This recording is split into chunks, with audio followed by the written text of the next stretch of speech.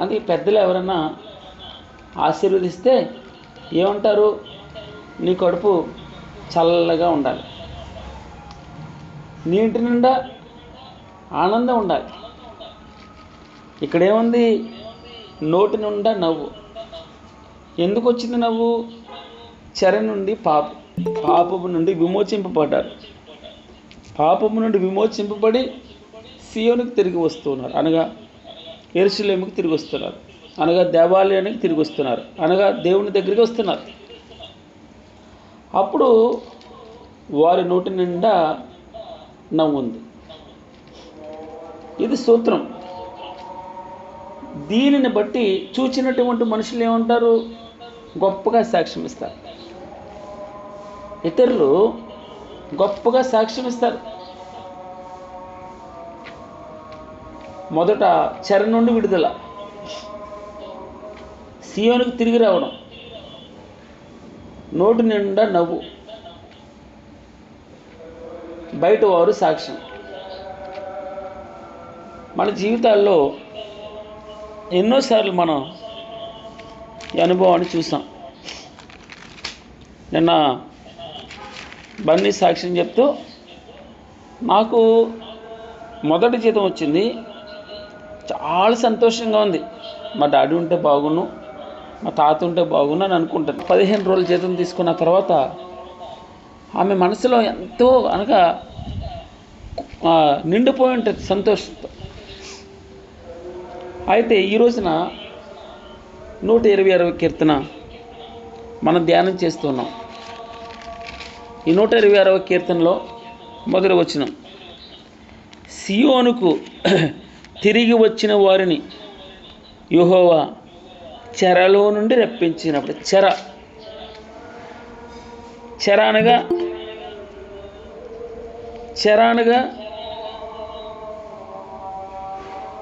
పాపం, చెర అనగా అనారోగ్యం, చెర అనగా బాధలు, చెర అనగా బానిసత్వం, కష్టం, ఇబ్బందులు, ఇరుకులు, అప్పులు, అసమాధానం, ఆయాసాలు, ఇంకా ఎవరితోని పంచుకోలేని ఇబ్బందులు. ఆలోచన చేస్తే అసలు ఈ చెర రావడానికి కారణం ఏంటి? చెర అనగా అసలు ఈ బాధలు రావడానికి కారణం ఏంటి? వారు బబులోని చెరకి ఎందుకు వెళ్ళిపోయారు? మరలా సియోనుకి తిరిగి వస్తున్నారు, ఆల్రెడీ వచ్చి ఉన్నారు. అయితే మరలా తిరిగి ఎందుకు వస్తున్నారు? ఎందుకు చెరలోకి వెళ్ళిపోయారు? ఎందుకు పట్టబడ్డారు? శత్రువు చేతికి ఎందుకు దొరికిపోయారు? 2వ దినవృత్తాంతంలో 36వ అధ్యాయం 12వ వచనం 11 చూద్దాం. సిద్కియా ఏలన ఆరంభించినప్పుడు 21 ఏండ్ల వాడై యెరూషలేములో 11 ఏండ్లు ఏలెను. అతడు తన దేవుడైన యెహోవా దృష్టికి చెడుతనము నడుచుచు. మొదట చెడుతనం, ప్రవక్త అయిన యిర్మీయా మాట వినకపోవడం, తనను తాను తగ్గించుకోకపోవడం, తిరుగుబాటు చేయడం, మొండిగా ప్రవర్తించడం, మనసుని కప్పేసుకోవడం, కఠినపరచుకోవడం, యెహోవా మందిరమును అపవిత్రపరచడం, దేవుని దూతను ఎగతాళి చేయడం. 16వ వచనం, ఆయన వాక్యమును తృణీకరించడం, ఆయన ప్రవక్తలను హింసించడం. ఇంతగా చేస్తే దేవుడు నివారింప శక్యం కాకుండా యెహోవా కోపం ఆయన మీదకి వచ్చిందట. దేవుని నామమునకు మహిమ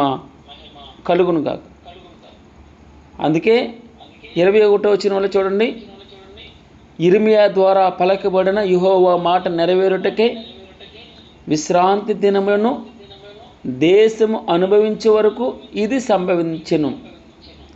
దేశము పాడుగానున్న 70 సంవత్సరముల కాలము అది విశ్రాంతి దినముల అనుభవించెను. దేవుని నామమునకు మహిమ కలుగును గాక. అలాగే దానియేలు గ్రంథంలో 9వ అధ్యాయము 20వ వచనంలో కూడా ఈ 70 సంవత్సరాలు వారు ఎందుకు చెరలోకి వెళ్తున్నారు ముందుగా ప్రవచించబడతారు, చెప్తాడు. ఇర్మీయా ద్వారా హెచ్చరింపబడతారు. అయితే మంచిది, ఈ రోజున సియోనుకు తిరిగి వస్తున్నారు. సియోనుకు తిరిగి వచ్చి వారిని చెరలో రప్పించినప్పుడు 2వ వచనం, మనము కల కనిన వారి వలె ఉంటిమి. ఎలా ఉన్నారు తల్లి? మనము కల కనిన వారి వలె ఉంటిమి. మన జీవితాల్లో ఇది కళ నిజమా? అసలు ఇది జరగదు, ఇది అవ్వదు. అప్పుడు వెంటనే వచ్చే మాట ఏంటి మనకి? జరిగితే నేను ఇది కళ ఉందండి. కళ అనగా మన జీవితాలు అనేక సార్లు ఈ సిచ్యువేషన్ని అనుభవించాం. మనము కళ కనిన వారి వలె ఉంటిమి, మన నోటి నిండా నవ్వు. ఈరోజున మనకు భరోసా ఇచ్చే మాట, భగవంతుడు మన నోటి నిండా నవ్విస్తున్నాడు. మన నోటి నిండా ప్రతి కుటుంబంలోనూ నవ్వు ఉండును గాక, సంతోషం ఉండును గాక, స్తుతి ఉండును గాక. మన నాలుక ఆనందగానంతో ఉండును. మనము కలకన్ని వారి వలె ఉంటుంది. మన నోటి నుండా నవ్వు ఉంది. అందుకే ఎందుకు నవ్వు ఉంటుంది చూడండి. విలాప వాక్యాలు 3వ అధ్యాయం 22లో మనం ఎప్పుడు చూస్తాం ఈ మాట. యెహోవా కృపగలవాడు, ఆయన వాత్సల్యత ఎడతెగక నిలిచినది గనుక మనం నిర్మూలం కాకున్నవారు. అనుదినం ఆయనకు వాత్సల్యత అనగా ప్రేమ పుట్టుతూ ఉందట. నువ్వెంతైనా నమ్మదగిన వాడు ప్రభువా, యెహోవా నా భాగమని నేను అనుకొనిచున్నాను, ఆయన యందు నేను నమ్మిక ఉంచుకొనిచున్నాను. స్తోత్రం ప్రభువా. ఆయన వాత్సల్యత ఎడతెగక నిలిచినది గనుక మనము నిర్మూలం కాకుండా మన నోటి నుండా నవ్వు వచ్చిందంటే ఆయన వాత్సల్యత, ఆయన ప్రేమ, ఆయన కృప. నాకు చాలా ఈ ప్రేమను బట్టే మనకి మన నోటి నుండా నవ్వు వచ్చింది, కష్టం వచ్చింది, నవ్వు వచ్చింది. అయితే ఈ కీర్తనలో మనం 3 విషయాలు మనం చూస్తాం. 1 స్తుతి, 2 ప్రార్థన, 3 మనం చేయవలసిన పని. అందుకే చెరలో నుండి విడుదల పొందారు. మొదటిది, సియోనుకు తిరిగి వస్తున్నారు. వారు నోటి నిండా నవ్వు ఉంది. వారి గురించి అనేకులు సాక్ష్యం ఇస్తూ ఉన్నారు. 4 విషయాలు చూసాం. ఈరోజున ఈ ఉదయకాలన మనం ఆయన స్తుతించాలి, మన ద్వారా ఆయన మహింపరచబడాలి. 2 మనం ప్రార్థన చేయాలి. తరువాత ఆయన కొరకు మనం పని చేయాలి. మనం కల కనిన వారి వలె ఉన్నాం. మన నోటి నుండి నవ్వుంది, మన నాలుక ఆనందగానంతో నిండిపోయింది. అయితే మనకి ఏది మేలు జరిగినప్పుడైనా ఆయన స్తుతించేది. అంజూరపు చెట్లు పూయకుండినను, ద్రాక్ష చెట్లు ఫలింపకపోయినను, ఒలీవ చెట్లు కాపులేక ఉండినను, చేనులోని పైరు పంటకు రాకపోయినను, గొర్రెల దొడ్డులో లేకపోయినను, సాలలో పశువులు లేకపోయినను, నేను యెహోవా యందు ఆనందించెదను. నా రక్షణకర్త అయిన నా దేవుని యందు నేను సంతోషించెదను. మనం ఇప్పుడే చూసాం, యెహోవా నా భాగమని నేను అనుకొనిచున్నాను.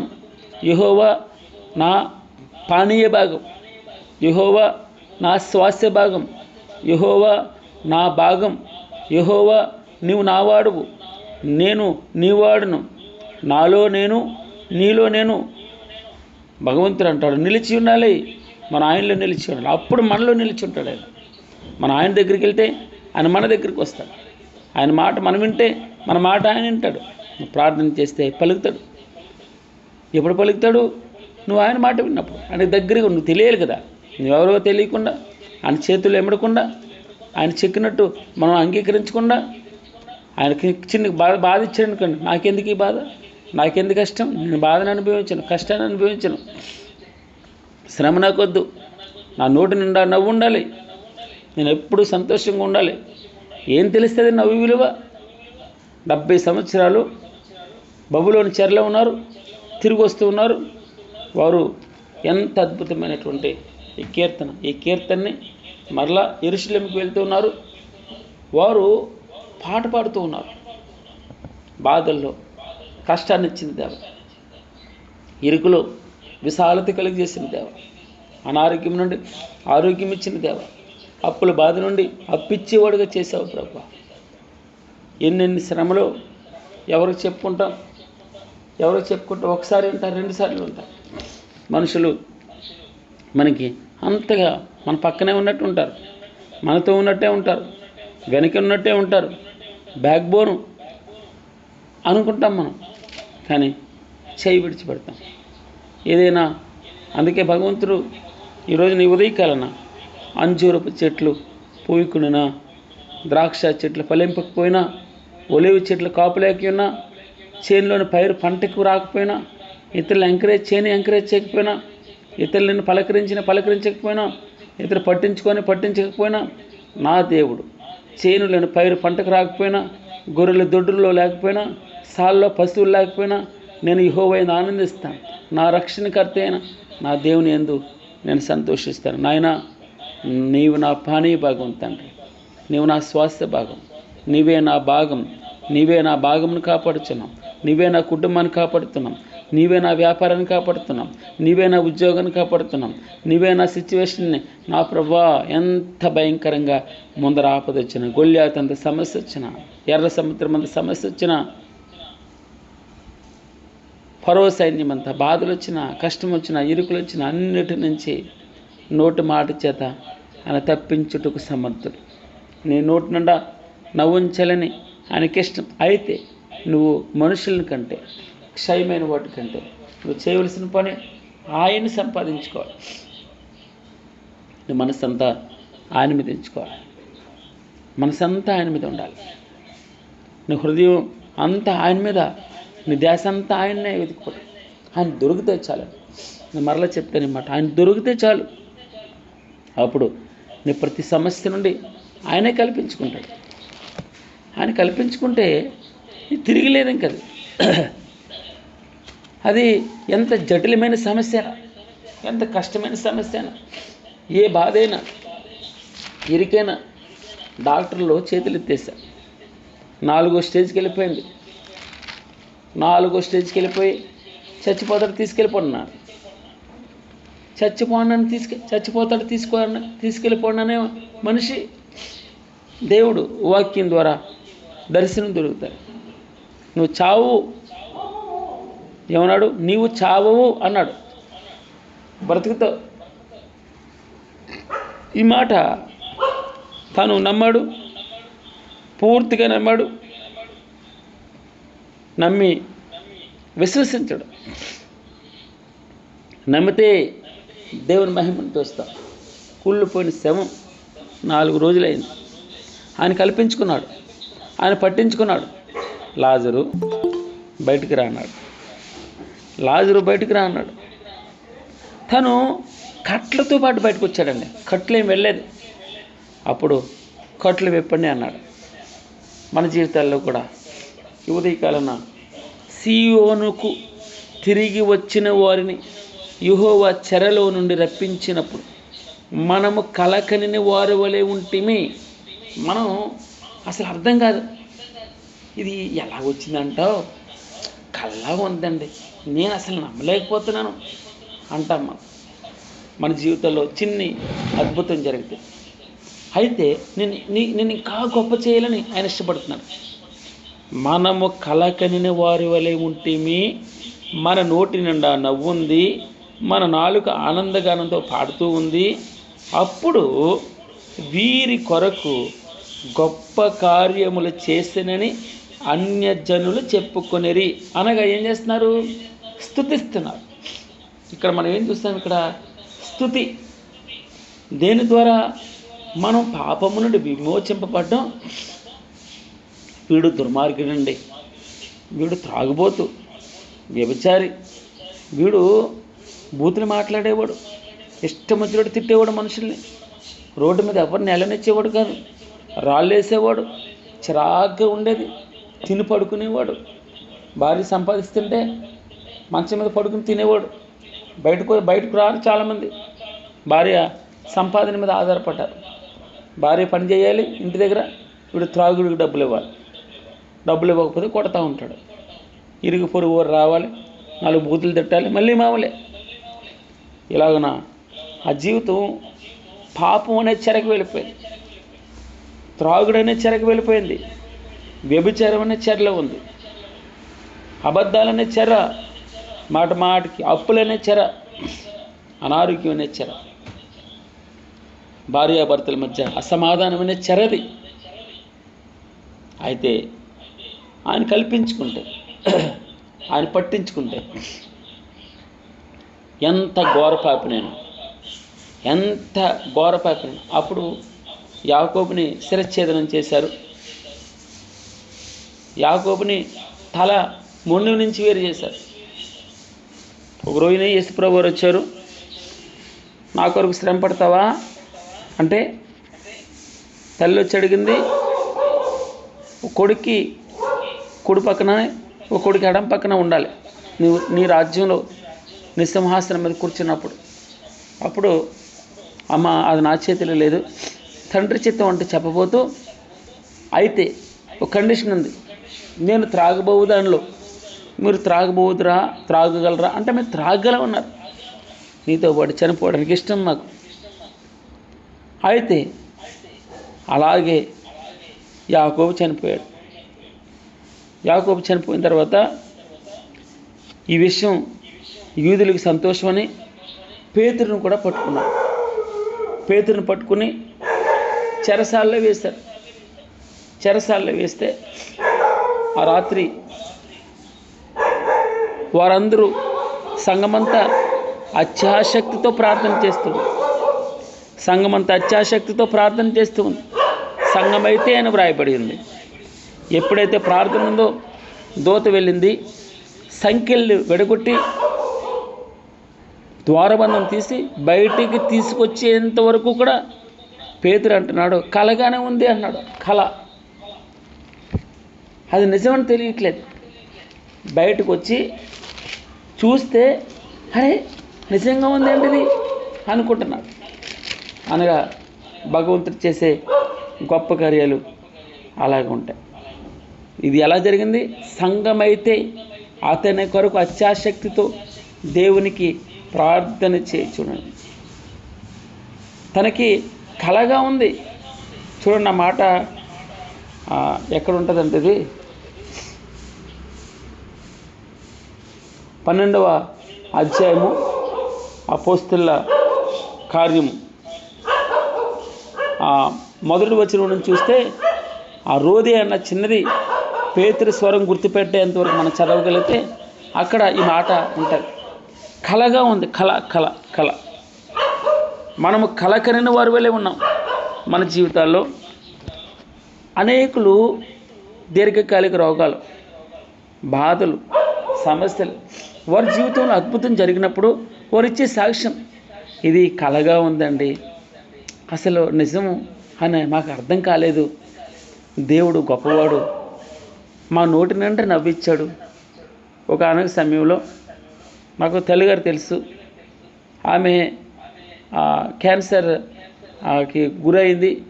అయితే ఆమె రేడియేషన్కి వెళ్తూ ఉంటే చాలా నీరసం అయిపోయింది. అసలు నేను బతుకుతానంటవా బాబా అనేది. అయితే ఆమె బ్రతకడం కాదండి, సుమారు 10 సంవత్సరాల పైన అయింది. చక్కని ఆరోగ్యం భగవంతుడు ఇచ్చాడు. అనేకులు ఈ రోజున ఆయన ఆరోగ్యం దొరుకుతూ చేయవలసిన పని స్తుతి చేయడం. తన నోటి నిండా నవ్వొచ్చింది. నవ్వొచ్చినప్పుడు తనను చూసి అన్యజనులు అనగా ఇతరులు భగవంతుని స్తుతించాలి. అది సూత్రం. రెండవది 3వ వచనం, క్షమించండి. యెహోవా మన కొరకు గొప్ప కార్యములు చేసినాడు. మనము సంతోషభరితులమే తినచాలి. మన జీవితంలో గొప్ప కార్యాలు గొప్ప చేయాలని ఇష్టం ఆయనకి. నిన్ను తలగా ఉంచాలని ఆయనకి ఇష్టం, తోక కాదు. నిన్ను ఉన్నత స్థలం మీద ఎక్కించాలని, ఎక్కడి నుంచి పెంట కుప్ప నుంచి లేపాడు నేను. ఇతరులు ఏమన్నా క్వాలిఫికేషన్ ఉందా మనకు? నాకేమైనా క్వాలిఫికేషన్ ఉందా? అర్హత ఉందా? ఈరోజున భగవంతుని నా దేవునిగా, దేవుని కుడిపార్శ్వను కూర్చోవడానికి, రాజ్య వారసులుగా, తన కుమారుని యొక్క రాజ్య వారసులుగా అంధకార సంబంధమైనటువంటి వాటినన్నిటి నుంచి విడిపించాడు. ఆయన విడిపించి మనం ఒక రుణపత్రం ఇచ్చాం. ఆ రుణపత్రాన్ని మేకులతో సిలువు కొట్టి ఆ పత్రం మీద మనం పెట్టినటువంటి సంతకాన్ని ఆయన తుడిచివేసి, చేవ్రాతను తుడిచివేసి, ఆయన వ్రాయబడి చేవ్రాతనగా సంతకాన్ని తుడిచివేసి, నీకు భగవంతునికి మధ్య ఉన్నటువంటి దూరాన్ని తీసివేసి ఆ మధ్య అడ్డుగోడని అనగా దేవాలయపు తెరని, భగవంతుని దగ్గరికి మనం డైరెక్ట్గా వెళ్ళగలం. ఈ రోజున అంతగా దేవుడు ప్రేమించాడు. యెహోవా మన కొరకు, భగవంతుడు మన కొరకు గొప్ప కార్యములు చేసినాడు. మనం సంతోషపరం. ఎప్పుడంటే ఆయన దగ్గరికి వచ్చి పాపమును ఒప్పుకున్నప్పుడు మనం ఆయన దగ్గరికి వెళ్ళగలం. పశ్చాత్తాపం వచ్చినప్పుడు ఆయన తిరిగి రావగలగలం. చిన్న కుమారుడు తను మనసు మార్చుకున్న తర్వాత ఎంత అద్భుతం అండి! పరలోక రాజ్యంలో ఎంత సంతోషం. 4వ వచనం, దక్షిణ దేశంలో ప్రవాహములు పారినట్లుగా యెహోవా చెరపట్టబడిన వారిని, మా వారిని రప్పించుము. ప్రార్థన చేస్తున్నాడు, మా వారిని రప్పించుము ప్రభు. ఎవరెవరు ఇంకా బానిసలుగా ఉన్నారు, భార్యల్ని అకారణంగా కొడతా ఉంటారు, వ్యసనాలకు లోనైపోయి, భార్యని పట్టించుకోకుండా, పిల్లల్ని పట్టించుకోకుండా, కుటుంబాలను పట్టించుకోకుండా, తల్లిని పట్టించుకోకుండా, తండ్రులను పట్టించుకోకుండా, కుటుంబానికి సంబంధం లేకుండా తను ఎంజాయ్ చేస్తూ, తను ఉద్యోగం చేసి సంపాదించిన డబ్బంతా విచ్చలవిడిగా త్రాగుడికి, వ్యభిచారానికి ఖర్చు పెడుతూ, తాను పాడైపోతూ, కుటుంబం ఎంత వేదన ఉంటుందో, పిల్లలు ఎంత వేదన పడుతూ ఉంటారో, స్కూల్ ఫీజులు కట్టలేరు, ఆసుపత్రికి ఏమైనా చిన్న చిన్న అవసరతలు కూడా తీర్చుకోలేనంతగా అల్లాడిపోతూ ఉంటుంది. ఎవరితో చెప్పుకుంటుంది? ఒక రోజున వింటాడు తండ్రి, 2 రోజులు వింటాడు, రోజు వింటాడా? ఏమంటారు? కొడుకు ఏమంటాడు? డాడీ నా పరిస్థితి ఏంటి అంటాడు. అంతా చెల్లికే ఇచ్చేస్తావా? అంతా అక్కకే ఇచ్చేస్తావా? సరే, మంచిది. దక్షిణ దేశంలో ఎవరు నశించిపోట ఆయనకి ఇష్టం లేదండి భగవంతుడికి. అందుకే కోత విస్తారంగా ఉంది. కోసేటి వారి కొరకు భగవంతుడు చూస్తూ ఉన్నాడు, కోసేవారి కొరకు, పనివారి కొరకు భగవంతుడు చూస్తూ ఉన్నాడు. నువ్వు ప్రార్థన చేయవలసిన బాధ్యత నీది కాదు. ఎవరో చేస్తారులే, నాకెందుకు? ఎవరో ప్రార్థన చేస్తే కదా నువ్వు రక్షించబడ్డావు. ఎవరో ప్రార్థన చేస్తే కదా ఇంటిలో నవ్వుంది, చెర నుంచి విముక్తి పొందావు, బాధల నుంచి తిరిగి వచ్చావు. భగవంతుని సన్నిధిలో ఎంత సంతోషపడుతున్నావు. ఆయన సన్నిధిని విడిచిపెట్టడానికి ఇష్టపడలేదే, ఆయన వాక్యాన్ని చదవకుండా ఉండడానికి ఇష్టపడలేదే, ఆయన సన్నిధిలో ఆయనకి చెప్పకుండా, ప్రార్థన చేయకుండా బయటకు వెళ్ళట్లేదే. ఈ విషయాల్ని మనం జ్ఞాపకం చేద్దాం. దక్షిణ దేశంలో ప్రవాహములు పారునట్లుగా యెహోవా చెరపట్టబడిన వారిని, మా వారిని రప్పించు. మనం ప్రార్థన చేయాలి. అనేకులు చాలా వ్యసనాల్లో ఉన్నారండి. వారు ఎక్కడికి వెళ్ళాలి? గురి లేని జీవితం. మనం ప్రార్థన చేయబద్దులమే ఉన్నాం. క్రైస్తవుడిగా ఉంటూ కూడా తనకు గురి లేకుండా, యేసుని గురి లేకుండా, యేసుని వెదకకుండా ఆయన మీద మనసు పెట్టుకోకుండా యేసు ప్రభువు నమ్ముకుంటే మాకు సంతోషం ఉంటుందండి. మాకు ఉద్యోగాలు వస్తాయి, మాకు అనారోగ్యం నుంచి బయటపడేస్తాడు. మన జీవితాల్లో అనేక సాక్ష్యాలు నేను విన్నాను. అది దేవునికి ఇష్టమైంది కాదు. మనం నిజంగా పాపము నుండి చెర నుండి, వ్యసనం నుండి చెర నుండి, చాలామంది వ్యసనం అయిపోతారు. నేను డ్రగ్స్కి బానిస, నేను వాళ్ళని చూస్తాను కదా, వారు పిచ్చెక్కిపోతుంది వారికి. ఆ సమయానికి ఆ డ్రగ్ తీసుకోవాలి, లేకపోతే వాడు మనిషి పశువులాగా మారిపోతాడు. ఓ తల్లిగారు, అయ్యా వీడు త్రాగడానికి డబ్బు ఇవ్వకపోతే నన్ను కొడుతున్నాడయ్యా. మన నెహమ్యా గారు తన వాక్యం చెప్తూ ఈ మాటలు చెప్తాడు. అయ్యా అదే సుమన్ టీవీలో వచ్చిన విషయాన్ని, తన భార్యని, తన తల్లిని కొడుతున్నాడు, తన తండ్రిని కొడుతున్నాడు. ఎలా కొడుతున్నాడో, ఇదిగో బ్లేడ్ పట్టుకొచ్చాను, బ్లేడ్తో కోసేస్తానంటాడట డబ్బులు ఇవ్వకపోతే. సూదులతో గుచ్చుతాడు, కర్రతో కొడతాడు, రకరకాల బాధలు. ఎందుకు? చెరలో ఉన్నాడు, ఇంకా విడిపింపబడలే. మన కోరిక అంతా అదేనండి. మన భగవంతుని దగ్గరికి వచ్చినప్పుడు, యేసయ్య దగ్గరికి వచ్చినప్పుడు మంచి జరగాలని కోరుకుందాం, మంచిదే. కానీ దానికంటే ముందు మనం ఏ చెరలో ఉన్నామో, ఏ పాపం చేత పట్టబడ్డామో, దాని నుంచి విముక్తి రాకపోతే యేసు ప్రభువారి దగ్గరికి వచ్చి ఉపయోగం లేదు. యేసయ్య నశించిన దానిని, అనగా పాడైపోయిన దాన్ని, కుళ్ళిపోయిన దాన్ని, పనికిరాని దాన్ని బాగు చేయడానికి వచ్చాడు ఇక్కడికి. అక్కడికి వచ్చి అసలు పరమార్థం తెలుసుకోకుండా మన జీవితాలు ఎప్పుడు కూడా ఉద్యోగము, పిల్లలు, కుటుంబం. నిన్న మా యొక్క బాస్తో నేను మాట్లాడుతూ వెళ్తే, మనకి ఈ కుటుంబం అనే రిలేషన్ లేకపోతే మనం ఇక్కడున్నా లేకపోయినా ఒకేలా ఉంటుంది కదండి అన్నాను. అంటే దాని అర్థం ఏంటి? కుటుంబం అనే బంధంలో ఉన్నాం. కుటుంబం అనే బంధం ఇది. తల్లి, తండ్రి, కొడుకు, కూతురు, భార్య, తర్వాత మనవాళ్ళు, తర్వాత మనవాళ్ళు, ఇలాగా కొంచెం క్రియేటివ్ వాళ్ళకి తగ్గించేస్తాడు దేవుడు. అందుకే మనం వెళ్ళిపోయేటప్పుడు ఈ బంధాలన్నీ క్రియేటివ్ వాళ్ళకి తగ్గిపోతాయి. అనగా ఈ శరీరం నుంచి విడిపోయి భగవంతునితో లీనమవుతాం. ఆయనలో మమైక్యం అవ్వడానికి ఇష్టపడతాం, ఆయన దగ్గర వెళ్ళిపోవడానికి ఇష్టపడతాం. అనగా ఈ రోజున మనం మన పైన వాటిని లేదా ఆయన్ని వెతకడం అంటే వైరాగ్యం రావడం. వైరాగ్యం అంటే నేను డ్రెస్ వేసుకుని వెళ్ళిపోమని చెప్పట్లే.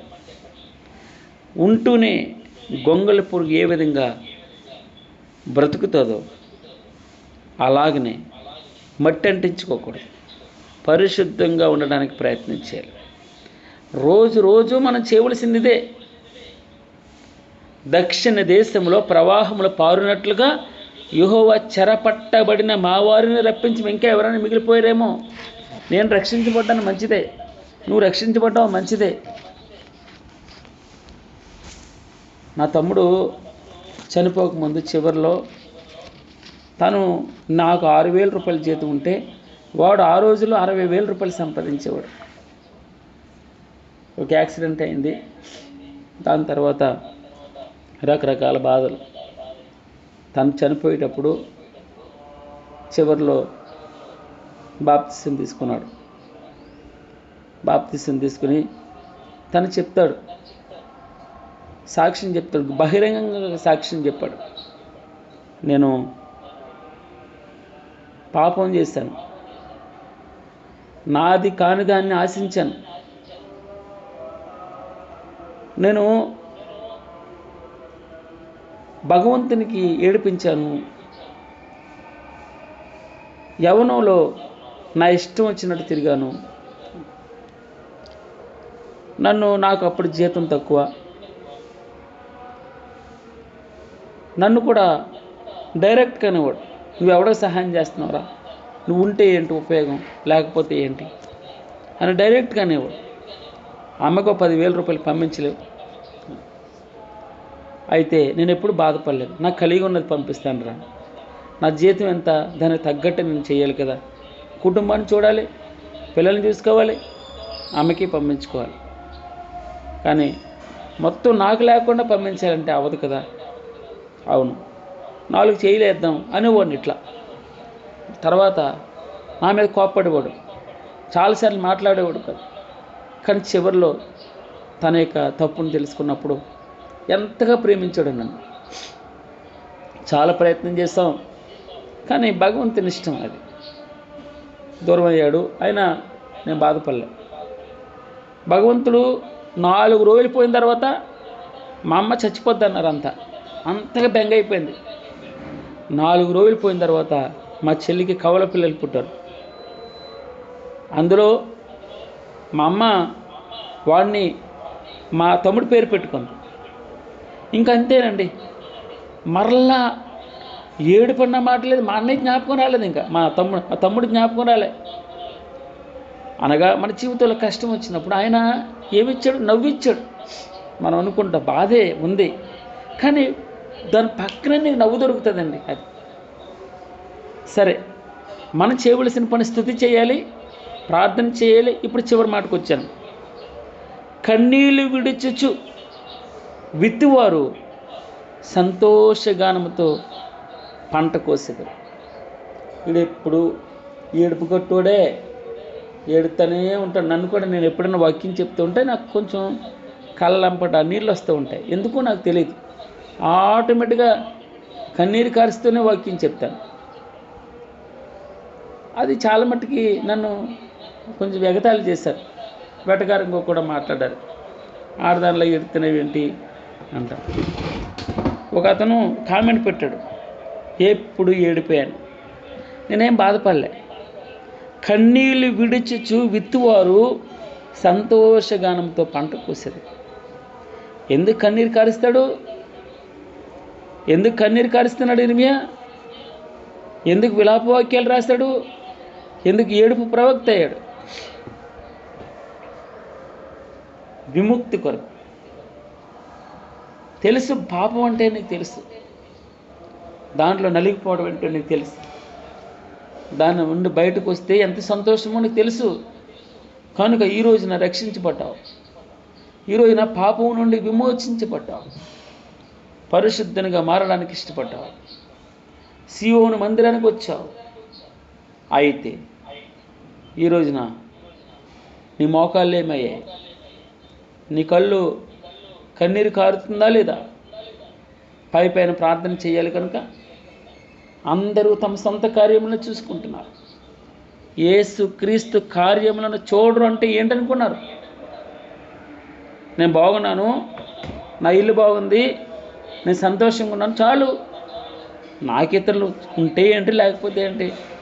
అమ్మ ఇట్రా, తలుపేసుకో, మనకి ఎందుకు వారితోటి ఆ గొడవలు? మనకి అమ్మ ఏమీ లేదమ్మా, వాళ్ళు కొట్టు చచ్చిపోతున్నారు, రక్తాలు వస్తున్నాయి, విడదీస్తానమ్మా. లేదు బాబోయ్, నీకేమైనా అవుతుందేమో. మనం రిస్ట్రిక్ట్ చేసేస్తాం. మనకెందుకు, వాళ్ళకి వెళ్ళిపోతే రేపు మళ్ళీ నేను తిడతారు అంటాం. ఉదాహరణకి ఇక్కడ మనకి భక్తుడు రాస్తున్నాడు, కన్నీళ్ళు విడుచుచు విత్తువారు సంతోషగానముతో పంట కోసేది.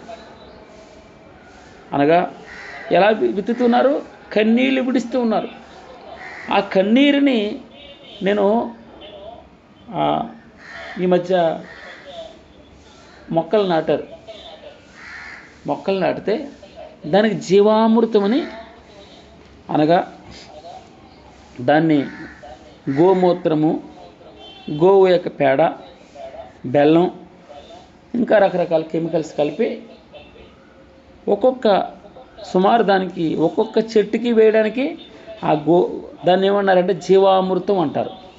దాన్ని తయారు చేయడానికి ఒక్కొక్క మగ్గు, ఒక మగ్గు ఎంత ఉంటుంది? దానికి అప్రాక్సిమేట్లీ సుమారు 60 రూపాయలు 80 రూపాయలు అయింది. 80 రూపీస్ అవుతుంది. ఆ 80 రూపాయల జీవామృతం అందులో వేస్తే, నేను మొత్తం ప్రతి మొక్క దగ్గరికి వెళ్ళి చూశాను. 12,000 మొక్కలు చూశాను. ప్రతి మొక్క మొలిచిందండి, ప్రతి మొక్క చిగురించిందండి. అనగా ఈ రోజున ఆ మొక్క నాటేటప్పుడు ఏం వేస్తున్నారు? జీవామృతం వేస్తున్నారు.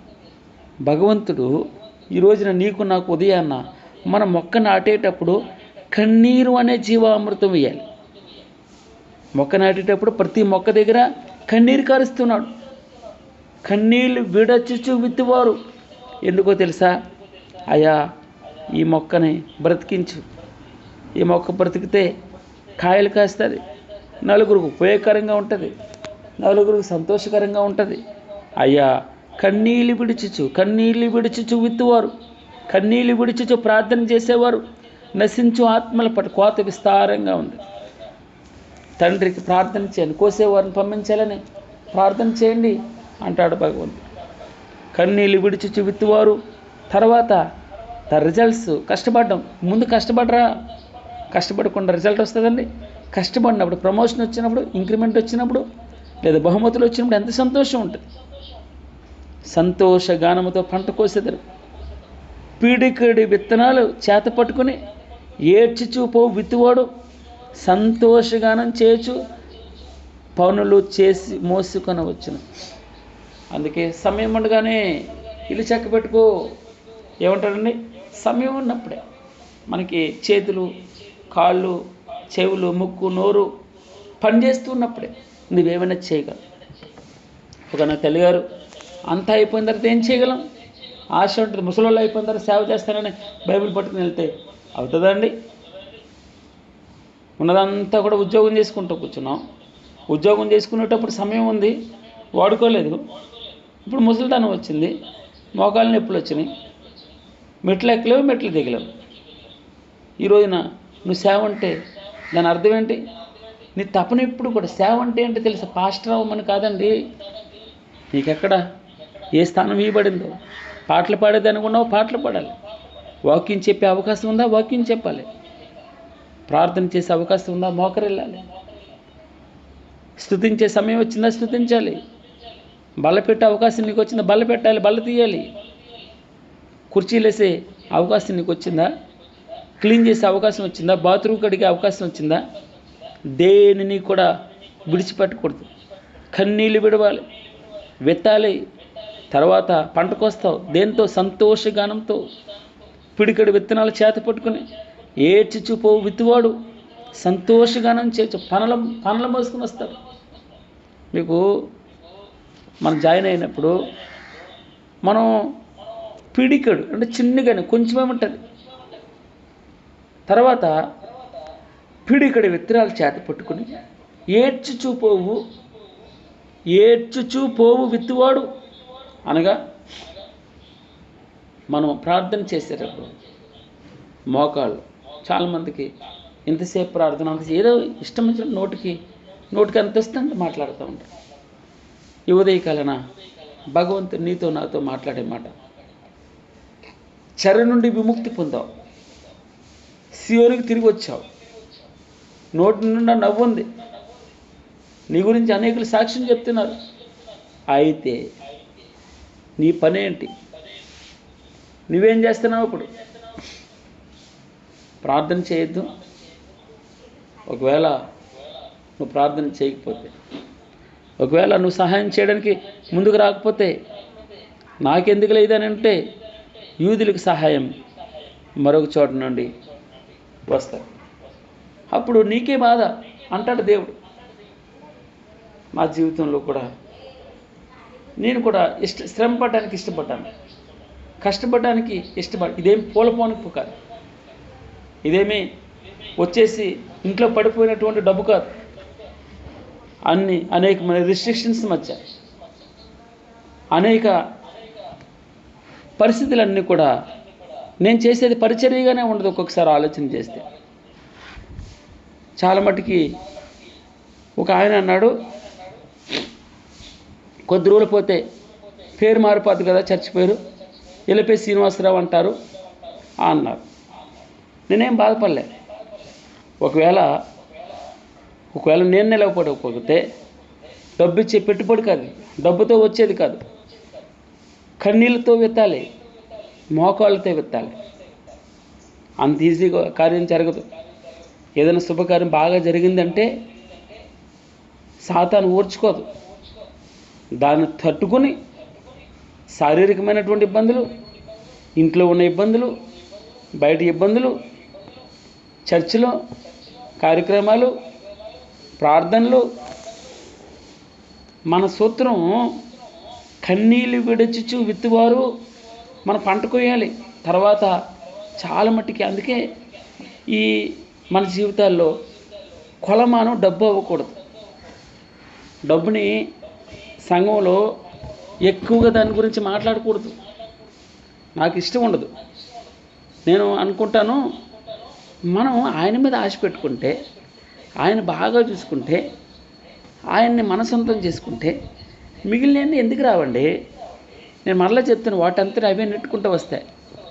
మన గురంతా సంఘం అభివృద్ధి చెందుతుంది అంటే కానుకలు లెక్కించేటప్పుడు ఎంత వస్తుంది అన్నది కాదు.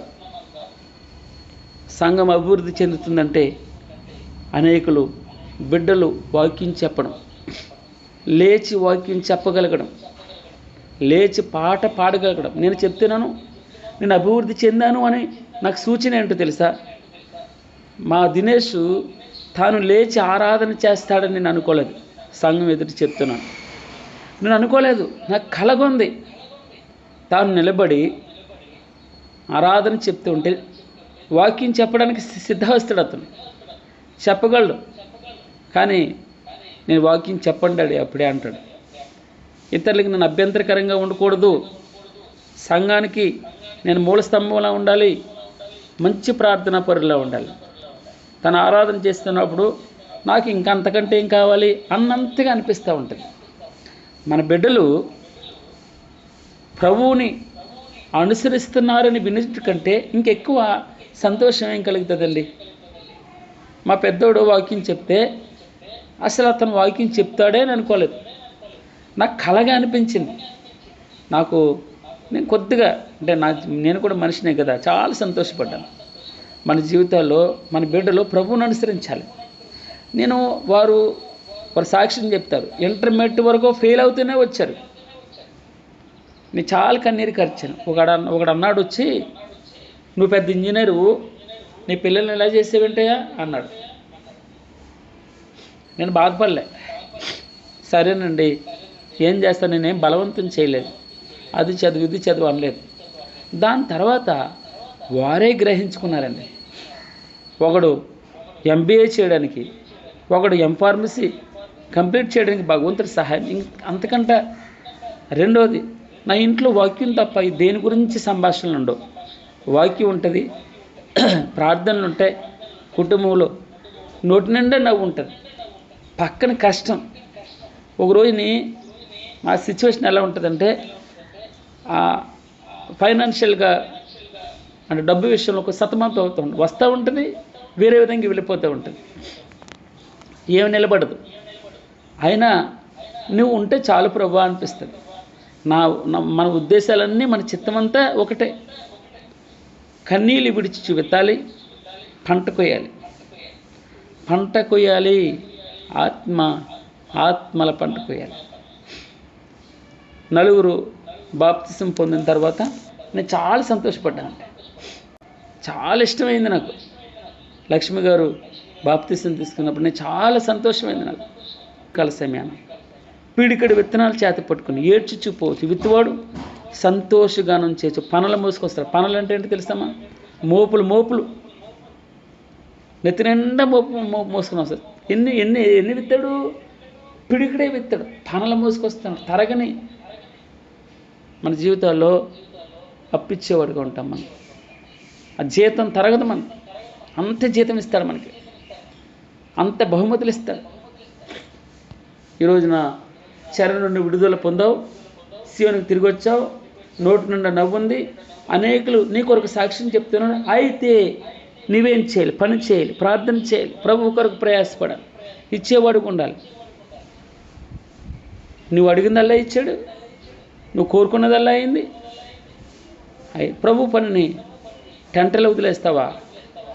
నాది కాదనుకుంటావా? ఎవడో ఇల్లు కట్టుకోవడానికి తీసుకున్నాడు అనుకుంటావా? నోటికి ఎంత వస్తే అంత మాట అంటావా? ఎవడెన్ని రోజులు బతుకుతాడు? ఎవడెన్ని రోజులు ఏడుకుంటాడు?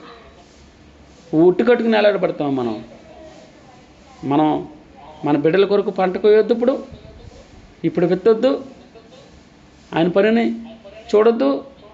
నువ్వు చూడకపోతే ఎవరు చూస్తారు? నీకు కాకపోతే ఎవరికిది అంటాడు భగవంతుడు. నా జీవితంలో నా మట్టుకు నేను హెచ్చరించబడ్డాను. ఒకానొక సమయంలో నువ్వు చేయకపోతే ఎవరు చేస్తారు అంటే నా క్రెడిట్ కార్డు పట్టుకెళ్ళి ఇచ్చి వచ్చాను. అయ్యా నీకు ఎంత కావాలంటే అంత వాడుకోండి అని చెప్పేసి. మనం చేయాలి భగవంతునికి. ఎంత తీసుకుంటాడో నీకు అనవసరం. ప్రభువు పని పాడవకూడదు. ప్రభువు కోసం అవసరం వచ్చింది. మా వారు ఏమని అనుకున్నా, నా బాగా ఇష్టంతో కట్టుకున్నాను ఒక ఇల్లు. ఆ ఇల్లుని అమ్మేశాను. ఆ ఇల్లు అమ్మేటప్పుడు భలే బాధ అనిపించింది నాకు. కానీ ప్రభువు పని పాడవకూడదు. మీకు అర్థం అవ్వాలని చెప్తున్నాను. భగవంతుని దగ్గర నువ్వెంత కన్నీళ్ళు విడిచి విత్తుతావో సంతోషగానంత పంటకు వస్తారు. నీ కుటుంబం సంతోషంగా ఉంటుంది. నీ పిల్లలు మనవరాండ్రు సంతోషంగా ఉంటారు. పిడికడు విత్తనములు చేతి పట్టుకుని ఏడ్చుచు పోవచ్చు, విత్తువాడు సంతోషంగా నుంచేచ్చు. అక్కడ పని ఉంది, కోసేవారు కావాలి. పంట చాలా విస్తారంగా ఉంది. నువ్వు కోయకపోతే పాడైపోతుంది పని. అయితే నాకెందుకులే, ఎవడో కోసుకుంటాడులే. ఆ కోసుకున్న ప్రతిఫలం ఎవడికి వస్తుంది? పనులు వాడు మోసుకెళ్తాడు, వాడింటికి వెళ్తుంది డబ్బు అని అనుకుంటున్నావేమో. భగవంతుడు ఈ ఉదయకాలన సియోనుకు తిరిగి వచ్చిన వారిని యెహోవా చెరలో నుండి రప్పించినప్పుడు మన కలకరిని వారి వలె ఉన్నాం. మా నోటి నుండి నవ్వుంది, మా నాలుక ఆనందంగా నిండిపోయింది. అప్పుడు అందరూ అంటున్నారు, యెహోవా వీరి కొరకు ఎంత గొప్ప కార్యములు చేశాడండి. యెహోవా మన కొరకు గొప్ప కార్యములు చేసినాడు. మనం సంతోషభరితనం అయిపోయాం. దక్షిణ దేశంలో ప్రవాహంలో పారినట్లుగా యెహోవా చెరపట్టిన వారిని, మా వారిని రప్పించి ప్రభు అని ప్రార్థన చేయాలంటాడు. కన్నీళ్ళు విడిచి విత్తువారు సంతోషగానంతో పంటకు వస్తారని, పడికడు విత్తనములు చేత పట్టుకుని ఏడ్చి చూపు పోవచ్చు, విత్తువాడు సంతోషగానం చేయొచ్చు, పనులకు వస్తాడని వ్రాయబడింది. గాడ్ బ్లెస్ యూ అమ్మ. దేవుడు దీవించిన గాక, మీ నోటి నిండా నవ్వించిన గాక. సంతోషిందాం 126వ కీర్తన బట్టి. మీరు ఎన్నిసార్లు అంతకుముందు ధ్యానం చేశారో నాకు తెలియదు. మనం సంతోషిందాం, భగవంతుని ఆనందపడదాం, వాక్యం అంటే ఇష్టపడదాం, ఆయన ప్రేమిందాం. మిగిలినన్ని వాటంతటా అవి గెంటుకుంటూ వస్తాయి.